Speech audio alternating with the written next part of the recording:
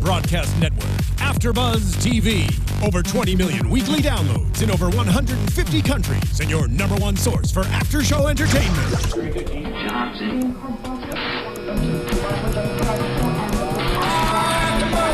Afterbuzz TV, the destination for TV superfans. Producing aftershows for over 300 of your favorite TV shows. Interviewing celebrities and showrunners. And bringing you behind-the-scenes exclusives. All thanks to E! Entertainment's Maria Menounos, producer Kevin Undergaro, and internet leader Akamai. Now, let the buzz begin! Hello. Welcome to the Librarians After Show. We have a double episode. We are talking about the Librarians and the Power of Three, as well as the Librarians and the Heart of Darkness. I'm your host, Yael Tygiel. With me, as always, the lovely Sam Davidson. Hi, guys. We are so excited. There's so much to talk about. A lot. So we'll dive right in. We start with the Power of Three, which takes us to a science fair. And we have this very intricate, confusing situation of magic attacking science, which I think is such children. But like, I like the idea of putting magic in a science fair world, because people are always like, no magic because of science. And to put them together, what a clever argument. Yeah, I mean, honestly, in my mind, there couldn't really be those kind of crazy science fairs without magic. What, you don't think that like the things that people come up with couldn't exist without magic? I mean, it depends what you consider magic. Ah, deep. Mm-hmm. It's really deep over here. Yeah. All right. So the whole plot line of the, who is behind it and what do they want and the Power of Three and everyone blah, blah, blah. It only became interesting once we got to Morgan Le Fay. Yeah. Right? Guest star Alicia Witt, who is... Yeah, love it. Loved that character. Yeah, it's pretty cool. She's so talented and beautiful and amazing, and I was really excited to see her. Also, another guest stars we had playing Amy Myers was Bex Taylor Klaus, who recently is on Arrow and on House of Lies. She's popping up everywhere right now. So this episode, to me, I was like, oh, look at who it is. It's going to be an exciting episode. But the plot of like the science fair and the romance and the children were like, I'm sorry, a little bit lackluster. Yeah. No offense, kids. But, no, I agree. I loved the app. Let's talk about this magic app. That was cool. What an interesting and like it's a way to like bond this idea of magic and technology put together. Is there is an app that as you are doing brain testers, you make a wish and your wish comes true. Love it. It's very clever, and it's shows like these that are pushing boundaries and seeing interesting storylines and going, how can we make that relatable to kids today? How can we make this relevant to now? And I agree, like I really liked that they tried to do that, but the execution of the kids didn't really get me. I wanted to like really be like, oh, these kids, these awesome kids, or these poor kids, whatever. And they just kind of like were an addition to the story that confused me. Yeah, I didn't really care about the science and the romance, or the science fair, I mean, and the romance between Dashiell and Amy. And I didn't really care too much about this, who wins the science fair and why are these kids getting sick and what's happening to them and who was behind the wishing and Amy getting better and everyone else failing. I didn't care until we got Morgan Le Fay. And I mean, last week's episode, which was the fairy tale one, which we've spoken about before, everything's out of order. But like, we cared about that kid. Yeah. We really did.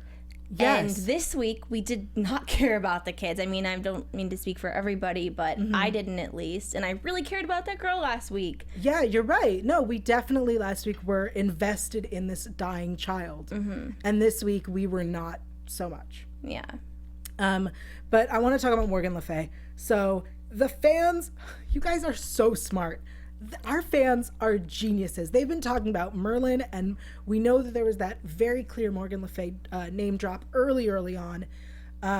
So Merlin and Arthur and that whole thing, they were like, this is what it's gonna be, guys. You guys are so smart. No, they were like, this show isn't even that smart. We're smart. Yeah. You guys are smart. Very smart. You guys are great. And so to have Morgan Le Fay, to have her walk into the annex and to see this recognition between her and Jenkins, to set that up was amazing.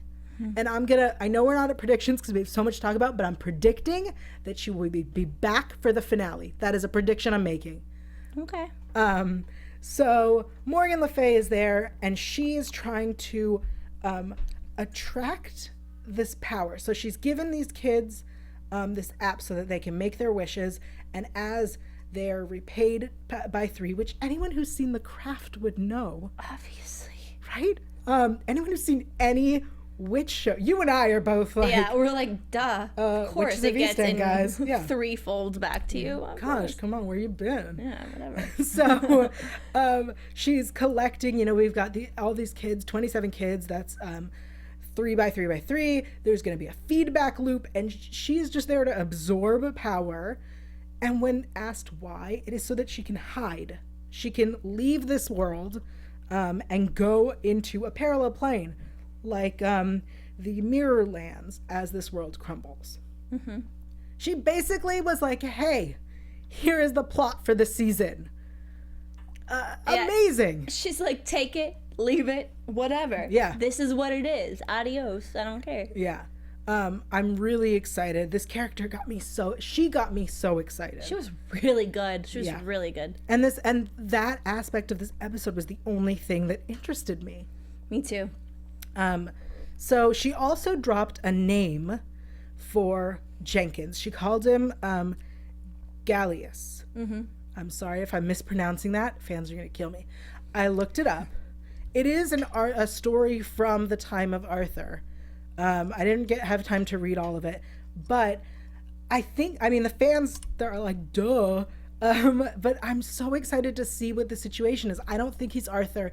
I don't think he's Merlin. Although a lot of fans do think he's Merlin. Yeah. I don't know. It's too obvious, I guess, for you guys, not for us. Right. I feel like Merlin is an obvious choice. I think of the audience. Yeah, I feel like they're gonna give him a more obscure character, or at least I kind of hope they do. I'm so confused by his character because it's so out of order, and I was already confused by his character at the beginning as to like who he was, like why he hated the librarians. I get it, but like he really has like a deep something. And then there was a few episodes ago where we saw what was possibly, I thought, his lover. You thought his brother. I did not think his brother. The fans are positive that they're brothers. Yeah, I thought old friends. Okay, whatever. I'm just like, they're just the order of everything's tossing me around a lot. No, I agree. I think that watching these episodes out of order, and especially when we get to the next episode, even more so, like very clearly an earlier episode, it's just very hard to follow and to try to pick up clues if everything's out of order. Yeah. That said, I don't think he's Merlin. I think he's going to be someone a little more obscure. I can't wait for that reveal next week.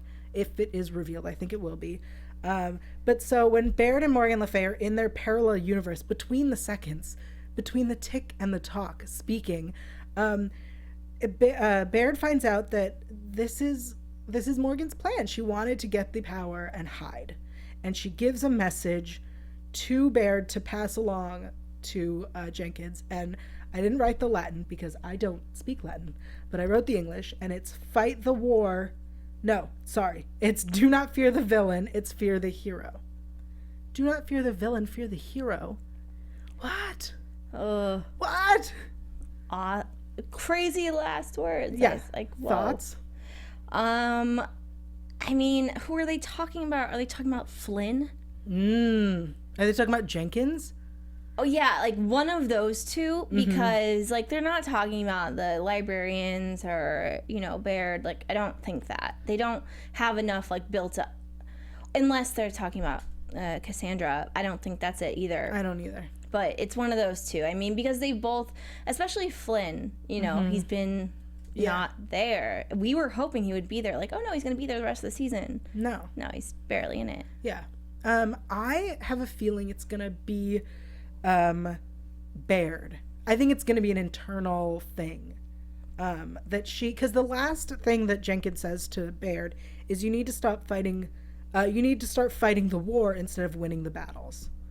That is what he says to her, because she chooses to save these children over killing, Morgan Le Fay. And they, it's so much juicy information, but no information all at once. Yeah, and we know that we only have 2 episodes left next week, which is so frustrating, because it's like, oh my god, everything's about to explode. Yeah. And then what? I feel like this episode, the first half of it was to set up how we met Morgan Le Fay, and then it became interesting. And I feel like that is such a waste of our time when we're so close to the end, which makes me wonder where this episode was supposed to live. Yeah, I think both. I mean, getting into the second one, not even, but like they were both supposed to be towards the beginning. I feel like this one was supposed to be in the middle. Yeah, because the relationships were definitely more evolved in the first one than they were in the second one. Oh, yeah. Okay, so before we get into the second episode, I want to take a moment to thank our listeners and our downloaders and streamers and everybody for tuning in, because clearly we love this show. Clearly we love to talk about it. We clearly love science fiction and fantasy and witchcraft and wizardry. Yes, witchcraft and wizardry. And so we're here to talk about the show because we love it. And we ask you guys to do one very simple thing for us. Go onto iTunes, rate and review. If you like the show, give us 5 stars. Leave a comment. Tell us we're doing great. If you don't like us, give us 4 stars. That's fine. Leave a comment telling us what we could be working on. What are our areas of improvement? Yes. Your thoughts on Morgan Le Fay, who Jenkins is. Is he really Merlin? Let's switch gears because we still have a whole second episode to talk about. So they're in this haunted house, which, okay. They're in this haunted house, and there's Katie, the girl who's being chased by the murderers, and they find all these weird things. So there's the, like, collection of shoes. There's the photo without the faces in, like, all 3 rooms. There's the like, thing that the baby goes in. What? The bassinet. Yeah, that's it. That's the word I'm looking for. There's the phonograph. There's that hatchety... It looks like a hatchet, but it's a crowbar. You know what? You tell me, Yael. Yeah. It's an object. And then there's the mini model of the house. Ooh, okay. So I feel like I'm watching an episode of Are You Afraid of the Dark in this episode. Oh, yeah. Okay, so this episode is very clearly way early episodes. I would even go as like 2, 3, maybe 3. Yeah, I think 3 is a good. Oh yeah, because the first 2 are 1. Right. Yeah, I would say 3. That's a good. Yeah, that's right. Because no one trusts Cassandra, right? They're repairing. They're repairing. That's the word I'm looking for. The ley lines. So in the first episode that we watched, The Power of 3, Cassandra is making a map of ley lines. That was part of what she was doing when the book was like, nah. So she's making the ley line book, and in the second episode they are going around fixing the ley lines, and I think maybe was the second one supposed to be after the first one, because the first one she's drawing the map and the second one they're looking at the map.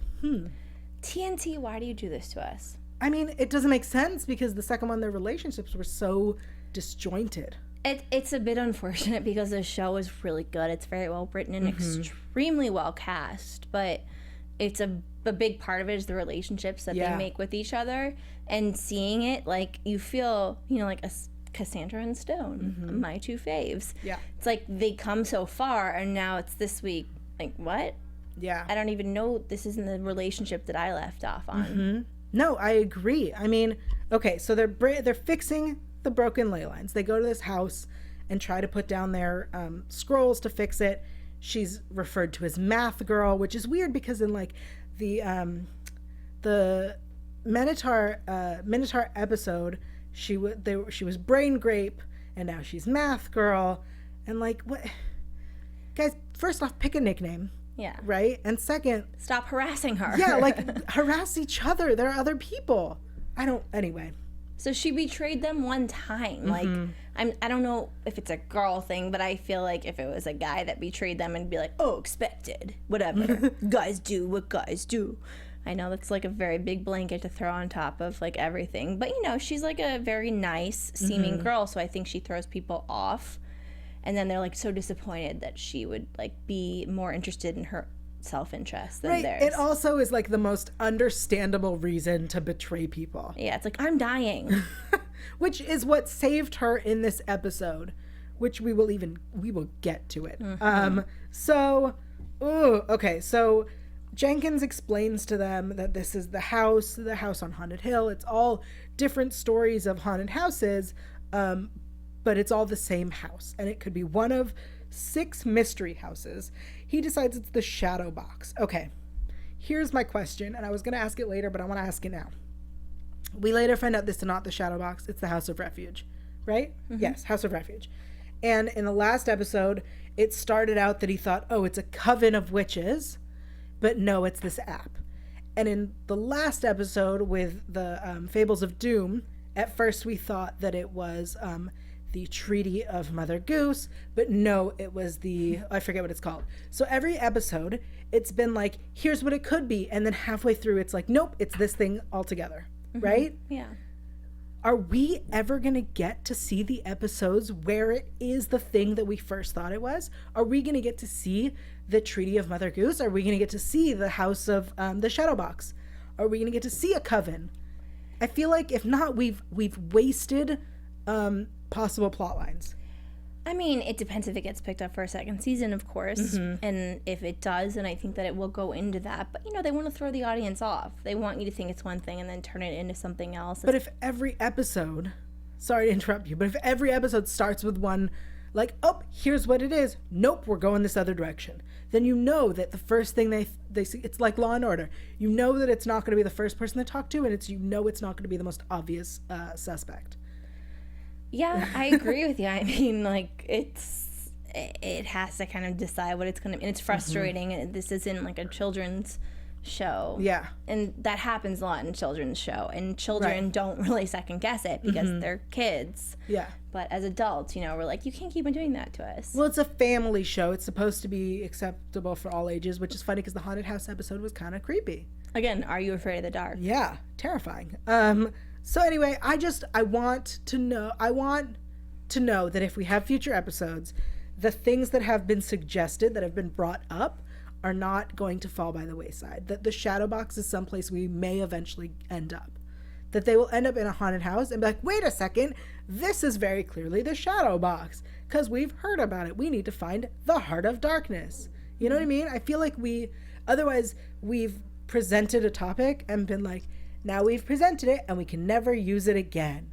Yeah. And that would be so disappointing because that means that every episode vetoes or disqualifies 2 ideas at once. Well, it's like they bring this really cool idea that we haven't heard about in a while that we like, and then it's like, nope, just kidding, it's not it. It's not it. And we're never going to get to see that. Yeah. Because we've just used it.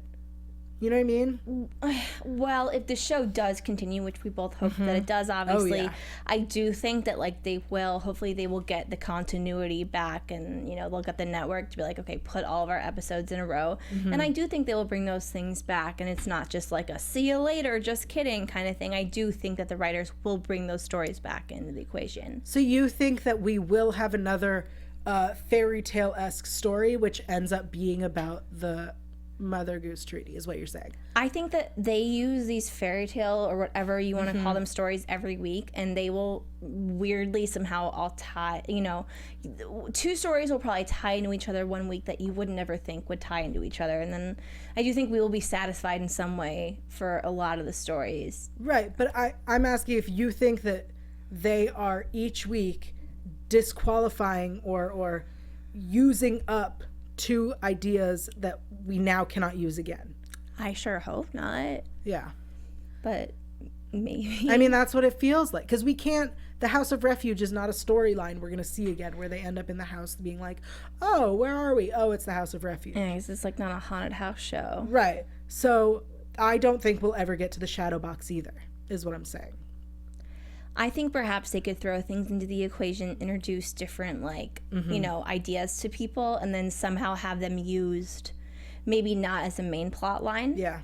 But, like, tied into the other plot lines. Okay. Awesome.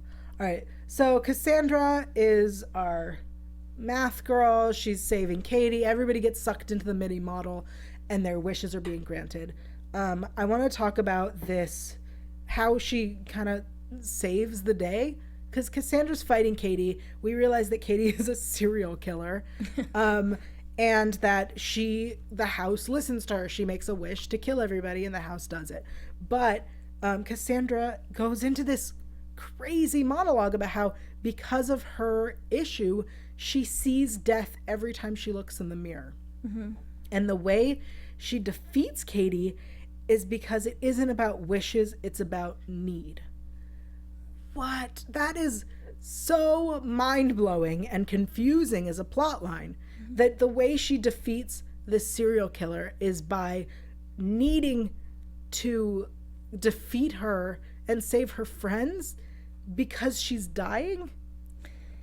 It's what is the word? I can't, like, it's very kind of like, I'm gonna die, I'm gonna save you. It's a martyr. Martyr. She's a martyr. That's the word I'm thinking of. But she's very complex, and I'm still very confused because I see her progress so much, and then I'm like, wait, what? She's back. So put this as let's say this is episode 3. Let's look at it in that perspective. That means that at this point she's still trying to earn their trust. Mm-hmm. And if this is episode 3, and let's say Fables of Doom is episode 4, where she asks Stone how she can earn his trust, and he said, you never can. Yeah. Does that make more sense to you then? I get a little bit. In storyline? Storyline, it does. Like, having that, be first, and I don't know. This show is so complicated. Yeah. And having it not be in order really does mess with your mind, on top of, like, the plot messing with your mind. Because it's brilliant. It's great. I just, and like you said, there's so many things they're planting that you're like, did they deal with this? Did they not? Are they going to? Like, what's going to happen? Mm-hmm. So, I don't know. I think I don't understand how it is that because she is going to die, and that is inevitable, she needed to be able to defeat Katie. That doesn't equate to me. You know what I mean? Katie needs to kill. That is what she wants. That is what she's asking the house to help her with. So Katie's wish is to kill, and Cassandra's wish is to save her friends. Mm-hmm. But because Cassandra's dying, the house takes her side, because the house is the House of Refuge that needs to help you. Does that make sense? Kind of, a little bit. And it makes sense how it ended up, because like, everyone's okay. Yeah. I guess that does make sense as to what they were trying to say. Okay. I'll take it. Yeah, let's go with that. I'll take it. All right. So the house is restored. Katie is defeated. The scary ghost spooky man is actually a butler. Mm-hmm. He is the spirit of the house, and Cassandra can speak to the house, which is an amazing thing that I don't know how I understand. Question I had during this episode was like, okay, can she talk to the dead now? Is that like a thing, or is that just this episode because it's this house, because it's the House of Refuge, whatever? I think she can speak to the house. Okay, so I don't think she does anything it's just to like dead very people. Specifically the house. Yeah, I think it's this house. Yeah. I really want her to like be the next medium, like Nah. No. She's not psychic. But so freaking confusing. It's true. You guys, this is such a great show, but it's so confusing. I think it would be less confusing if it wasn't out of order. I know. I feel like I'm taking a class in college. I'm like trying to like put together puzzle pieces, and it literally is. It's like a puzzle they're giving us. Yeah. With all these different episodes. Mm-hmm. And I'm curious if the next 2 episodes in the finale, like, are they supposed to be the last 2 episodes, or are they just going to continue to throw us these weird curveballs with the next 2 episodes, which are the finale, are going to be in order of the 2 episodes. I think that something else was supposed to be before them, though. It wasn't supposed to be this one, for sure. Maybe last episode was supposed to be before the next episode. No, because then why would they have shown these in this order? I don't know why they showed these 2 episodes. Because these 2 episodes seem like the most amateur of. Don't you think? Like they seemed very like more towards the beginning. I think Heart of Darkness was amateur, but Power of 3 was. I think it's weird that Heart of Darkness was shown after Power of 3. I think that was weird. They should have flipped it. Yeah, that's what I think. Or they should have just actually been in the order they were supposed to be in general. Mean, for those who are questioning why the show is all jumbled, it's because of the Christmas episode that came earlier, because the show premiered at a different time than it was supposed to. That's why we had a 2-hour season premiere followed by the Christmas episode, which I did super enjoy. But it put us all out of order. Yeah. And Fables of Doom was supposed to be way earlier. So confusing. Yeah, it is. Anyway, the episode ends with the mini model of the house appearing in the trunk. If we add that with Fables of Doom, where Cassandra has the magic at the end, and maybe she does talk to ghosts, what does this mean? I honestly, and I've thought this from the first episode, that she is like insanely powerful to the point possibly where she could like ruin everything. So you think she is magic? Yeah, I think that she's crazy magic. Like, and it's scary, and like she's a really good soul. And you just like don't really know what's going to happen, which way it's going to take her, and the fact that like she sees death in the face very soon into her future. I think that she's like probably the most important character in the show. Interesting. I don't know. I don't know where we're going anymore. I'm so confused and so lost and so excited. Like that's the other thing, is that not only am I trying to piece it all together, but I also cannot wait to see where it goes. And it looks like we're headed straight towards everything has been building, and all the clues that have been dropped are actually going to pay off. And knowing the team behind the show, I believe that they will not leave us hanging. I believe that they will pay off and that it will be worth it and that we will get answers. I believe that. Yeah.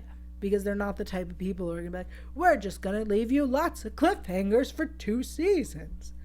That, and they have no guarantee of another season. Right. And they know how to appease the fans. And these fans that are awesome and so smart. So smart. My mind is blown by how smart you guys are. That makes me feel stupid. Yeah, a little bit. They're all like, clearly this is in reference to, I don't know what that voice is, but like they're very smart. Our fans are so good. Okay. I feel like we've gotten the important things of the 2 episodes. Yeah. Let's head into predictions, because there's so much to talk about. And now, your Afterbuzz TV predictions. So in the trailer it says that it's a legendary, epic 2-hour finale next week. History is falling apart, it seems. And wherever fate has led them, blah, blah, blah. So here's an interesting thing, is that Morgan Le Fay said to Baird that that Baird has now been intertwined with fate. She's part of what's happening. And so I think it's a very clear, like, the library put them on this track. Also, Flynn is back, and he has a plan. He says, I have a plan to bring back the library, or something along those lines. I don't know what I wrote in my notes. So it also looks like we have dragons. Like, there were flying CGI dragons. Oh my god, you're gonna... Yeah, finally. And we saw a little bit of Cassandra kind of in a, like, medieval garb, I would say. What do you think? Let's talk about this. Okay. What I'm saying, though, all depends on if there's a second season, which these writers and producers did not know when shooting. But okay, let's say there is a second season. Knock on wood. Yeah. And I do think Cassandra will end the season being super scary. Okay. And kind of like losing control of her powers, if you want to call them, and herself. And also, if you think you're going to die really soon, it's like, do what you want to do. Right. So if she gets angry, which was cool about the second episode, because you did see her get really frustrated, which I think was supposed to be towards the beginning, and have that building. So I feel like there could be an explosion for her to get really pissed. Do you think that she might be the hero that we're supposed to fear? Yeah. I do. Interesting. Okay. Do you think that Flynn will find the library next in the finale? Yes, I do. But then I think once they find it, there's going to be some whole other like really big issue. Yeah. With like what's in it, or like, you know, what's going to happen next. But they're going to find it and be like, oh, praise, blah. Yeah. And then it'll be like, uh-oh. Yeah. Yeah. Interesting.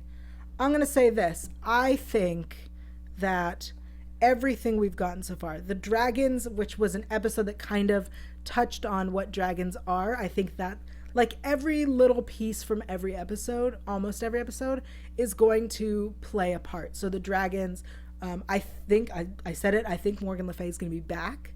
I think we're going to get answers about Dulaque, Jenkins, and Morgan Le Fay and what that situation is. I think that what other little pieces are going to be built up. I think the fact that in the the Fables of Doom, the little girl said that Cassandra was Merlin, and and at the end she had a little bit of magic. Maybe next episode she will be Merlin. I think they're going to be taken to a King Arthur's time Camelot-y thing, place or location, somehow a time. They can travel in time and space. Yeah. I mean, there was a TARDIS reference in this episode. There's no way that we aren't going to be able to travel in time and space. So I think they're going to be in Camelot, and they're going to have to deal with it there.